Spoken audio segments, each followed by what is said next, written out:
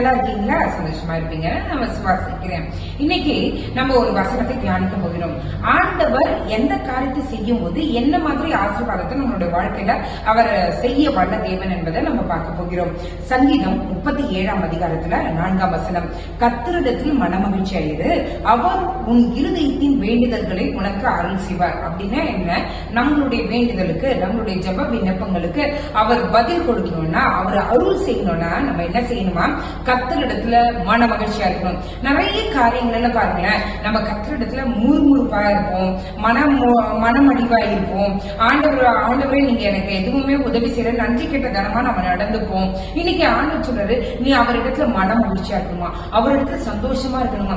என்னுடைய தேவன் என்னுடைய லைஃப்ல எனக்கு எப்பவுமே பெஸ்ட் தான் கொடுப்பாரு, அவர் ரொம்ப நல்ல தேவன் சொல்லிட்டு அவர்கிட்ட சந்தோஷமாய் மன மகிழ்ச்சியா இருக்கும்போது என்னென்ன வேண்டுதல்கள் உனக்கு இருக்கிறதோ அந்த வேண்டுதல்களுக்கு கர்த்தர் பதில் கொடுக்கிற தேவனாய் இருக்கிறார், அருள் செய்கிற தேவனாய் இருக்கிறார். அதுதான் அந்த வசனத்தில் சொல்லியிருக்கு. கர்த்தரிடத்தில் மன மகிழ்ச்சியாகிரு, அவர் உன் இருதயத்தின் வேண்டுதல்களை உனக்கு அருள் செய்வார். எப்படியா? இருதயத்தின் வேண்டுதல்களை அருள் செய்ய வல்ல தேவனாய் இருக்கிறார். நிறைய பேருக்கு நிறைய நம்மளுடைய இருதயத்துல அநேக பதில் கிடைக்காத வேண்டுதல்கள் நிறைய இருக்குல்ல. இன்றைக்கு நமக்கு பதில் கிடைக்கணும்னா கர்த்தரிடத்துல மன மகிழ்ச்சியா இருப்போம். ஜெபம் பண்ணலாமா? எங்களை நேசிக்கிற நல்ல பரமபிதாவே, அப்பா எத்தனோ பேருக்கு சாக்கியத்தை நிறைய தந்தீரே, உமக்கு நன்றி அப்பா.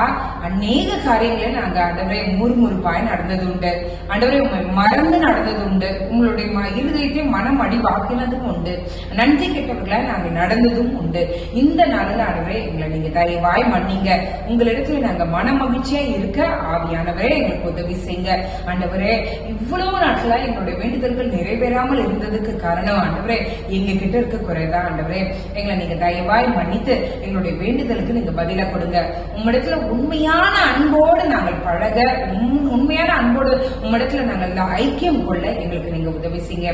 இந்த இரவுல மூட்டு வலியினால, இடுப்பு வலியினால படுக்க முடியாம, காலை நீட்ட முடியாம யார் யார் கஷ்டப்படுறாங்களோ ஆண்டவரே இந்த இரவு பகுதியில, இரவு நேரத்துல நீங்க அவங்களுக்கு சுகத்தை தாங்க. தெய்வீக சுகத்தை கொடுக்க வல்ல தேவன் நீங்க. தெய்வீக சுகத்தை கட்டளையிடுவீராக. சுகம், பலன், ஜீவன் உண்டாகட்டும் ஆண்டவரே. நாங்க நல்ல செய்திகளை, சாட்சிகளை நாங்கள் கேட்க எங்களுக்கு உதவி செய்யுங்க. காலை எழுந்து உங்களுடைய நாமத்தை மகிமைப்படுத்த கிருபை செய்யுங்க.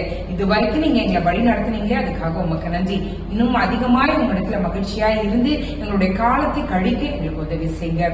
இயேசுவின் மூலம் ஜெபம் கேளும் நல்ல பரமபிதாவே. ஆமென், ஆமென், ஆமென். God bless you.